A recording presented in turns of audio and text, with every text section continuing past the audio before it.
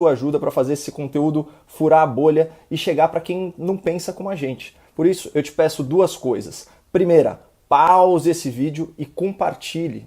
Leva menos de 10 segundos e faz toda a diferença. Segunda coisa, marque aqui nos comentários pessoas que você conhece que tenham alguma inclinação à esquerda. Por exemplo, quem é contra privatizações, quem é a favor de cotas raciais, quem defende a legalização do aborto em qualquer circunstância, quem acha que o Estado tem que controlar o preço da energia, dos combustíveis, enfim.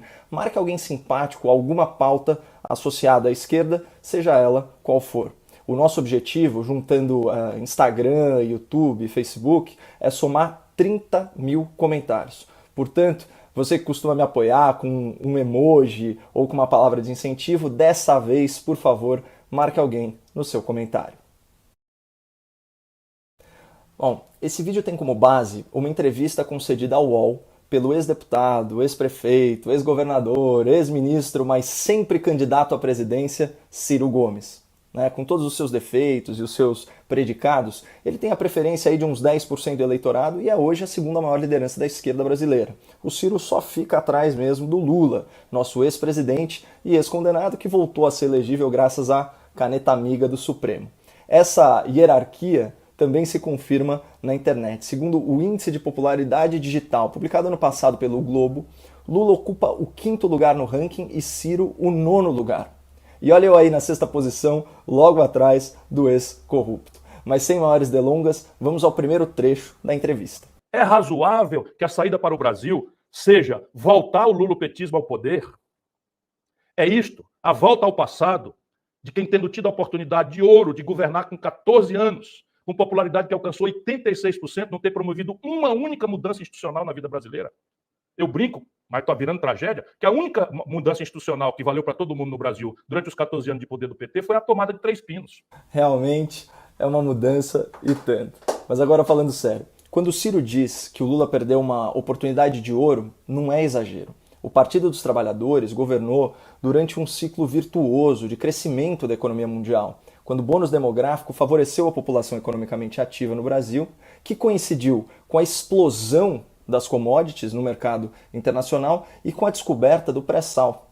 Então, nas mãos certas, esse país teria decolado de verdade. Mas o lulopetismo se contentou em distribuir migalhas para a população, enquanto assaltava os cofres da República para se perpetuar no poder. Não melhorou a qualidade da educação básica, medida pelo ranking PISA, não ampliou adequadamente nossa infraestrutura, nem criou um ambiente de negócios mais atrativo para investimentos a longo prazo, não corrigiu os privilégios do funcionalismo público, o inchaço do Estado, muito menos o desequilíbrio da Previdência Social, e não mexeu no sistema tributário, que prejudica justamente os mais pobres, com impostos sobre o consumo e sobre o trabalho. E como disse o Ciro, o governo petista teve tempo, condições políticas e popularidade para promover essas mudanças, até porque o Lula herdou de bandeja a estabilidade do Plano Real. E a propósito... O Lula ficou contra o Plano Real. Pelo Lula, a inflação tinha galopado mais ainda, porque para ele o Plano Real era um truque e o projeto de poder dele tinha que ser precipitado e tal. Chega nada, a gente está só começando. Mas antes de seguir com o Ciro, eu preciso chamar a atenção de vocês para o partidarismo vexatório do entrevistador escolhido pelo Grupo Folha, o jornalista militante Kennedy Alencar. Sério, o cara é tão petista, mas tão petista, que os primeiros comentários do vídeo do UOL, lá no YouTube, são dedicados à sua parcialidade. Olha isso aqui. Kennedy passou mais tempo perguntando sobre o Lula e o PT e interrompendo o entrevistado quando ele fazia críticas duras ao lulopetismo. E tem esse aqui também. Kennedy tentando desesperadamente defender o Lula e interromper os argumentos do Ciro. E o internauta tá certo. Parece que o jornalista ficou em pânico quando percebeu que um dos alvos do Ciro Gomes nessa entrevista era o Partido dos Trabalhadores. Reparem na tensão estampada no rosto do Kennedy Alencar quando ele tenta defender o indefensável ao falar em combate à corrupção nos governos do PT. Mas não criou um colchão social, não tomou medidas para combater a corrupção, fortaleceu a Polícia Federal, indicou... Não houve avanço, não participou desse governo. Pelo amor de Deus, pelo amor de Deus. Não participou da transposição do São Francisco. Olha, pelo amor de Deus, o Lula botou o Gedel Vieira Lima para administrar o projeto de transposição do São Francisco. Não fale isso, porque eu nem estou com vontade de falar isso. Olha, depois desse sorriso envergonhado do Kennedy Alencar, a sequência do Ciro é muito boa, mas eu vou cortar e acelerar um pouquinho, porque a gente já está cansado de saber da ladroagem nos governos do PT, com o loteamento dos ministérios e das estatais. Mas reparem no desconforto do jornalista militante, chega a ser cômico. O Lula entregou Furnas pro Eduardo Cunha roubar. O Lula entregou o Ministério da Integração Nacional e o projeto de integração do São Francisco, o mais importante projeto do governo do Lula, sob o ponto de vista de infraestrutura, para o GEDEL, aquele dos 51 milhões nas malas. O Lula botou o Michel Temer na linha de sucessão do Brasil. Eu pedi, pelo amor de Deus, não faça isso, ele me acusou de estar magoado. Aqui, o Lula entregou a Transpetro ao Sérgio Machado. O Lula entregou 1 bilhão. O Sérgio Machado, sabe que era roubalheira de bilhões de reais, mancomunado com o Renan Calheiros. Eu acho que os erros foram enormes. Só um minuto. Não vamos falar disso. 1 bilhão de reais de contrato sem licitação na Petrobras para Eunício Oliveira. Vocês perceberam essa última intervenção constrangedora do Kennedy Alencar?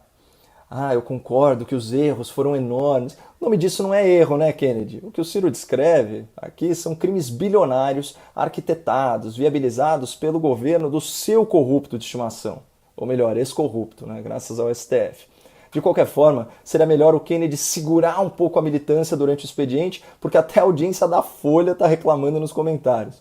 Mas voltando aqui para o tema. Quando nós ouvimos o Ciro discorrer em primeira pessoa sobre a roubalheira que ele testemunhou na gestão petista, a gente percebe uma diferença marcante entre o atual governo e as administrações anteriores. Antes, com Lula, com Dilma, com Temer, os maiores ministérios, as maiores estatais, os maiores orçamentos da República em áreas estratégicas como transporte, infraestrutura, obras, energia, estavam loteados entre os partidos fisiológicos e os seus caciques. E os escândalos de corrupção, como bem descreveu o Ciro, eram na ordem de bilhões e bilhões de reais.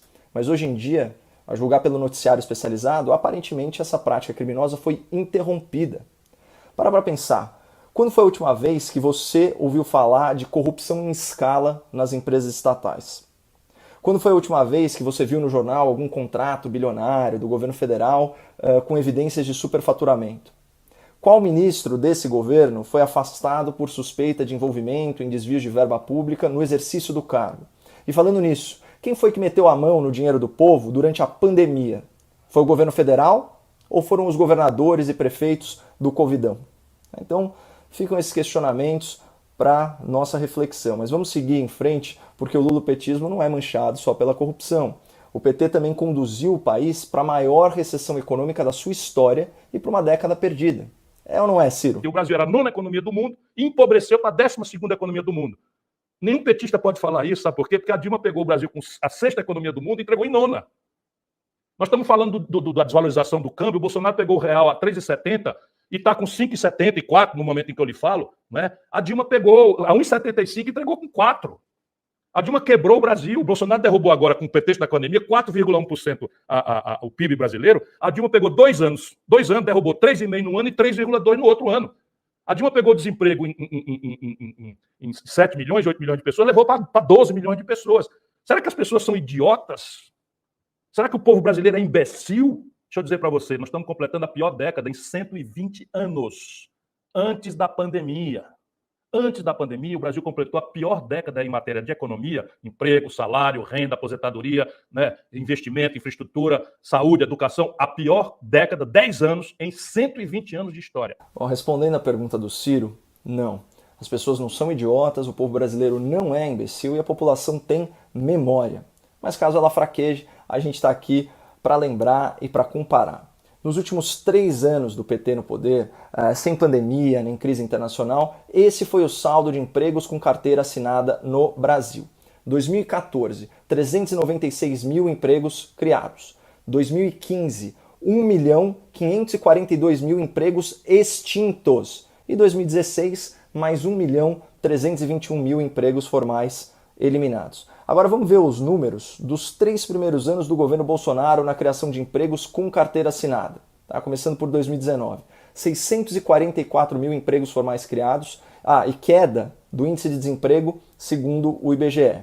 2020, chegamos em 2020, ano de pandemia e de paralisação econômica. Mesmo assim, 142 mil empregos formais criados. E 2021, contabilizando, claro, só os dados oficiais de janeiro e de fevereiro, 659 mil postos de trabalho com carteira assinada, regime CLT.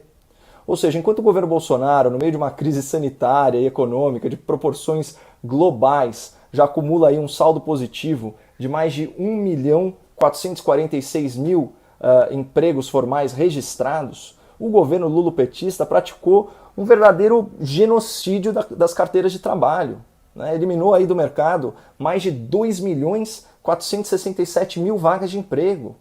E o PT fez isso enquanto empobrecia as pessoas, endividava as famílias e assaltava os cofres públicos, né? Por isso que o Ciro argumenta com razão que Lula e o PT estão desmoralizados para criticar as políticas econômicas do atual governo.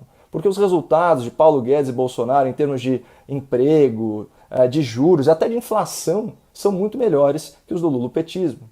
Mas agora vamos conferir o que diz o Ciro quando ele se refere diretamente ao Lula, a quem ele conhece há décadas e de quem ele já foi ministro entre 2003 e 2006. O Lula esculhambou, dizendo que não era Maria vai com as outras. Você conhece o Lula, eu conheço bem o Lula. O Lula só pensa em si.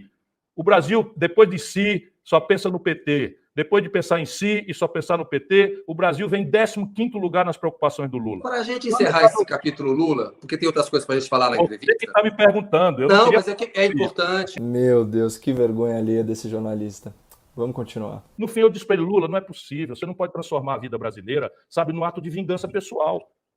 De vingança pessoal contra o povo brasileiro. Você já parou para pensar, disse eu para ele, vou dizer só o que eu disse. Se você não está com ódio ao povo, porque você achava talvez que merecia que o povo descesse lá em Curitiba e quebrasse tudo e lhe trouxesse de volta para o poder primeiro e único, eu perguntei a ele se ele não percebia o erro grave que ele cometeu transferindo a popularidade dele para uma pessoa sem nenhuma vivência política como a Dilma. Bom, nesses trechos, Lula é descrito por Ciro Gomes como uma pessoa egocêntrica, profundamente ressentida, rancorosa e vingativa e que se sentiu abandonada pela população.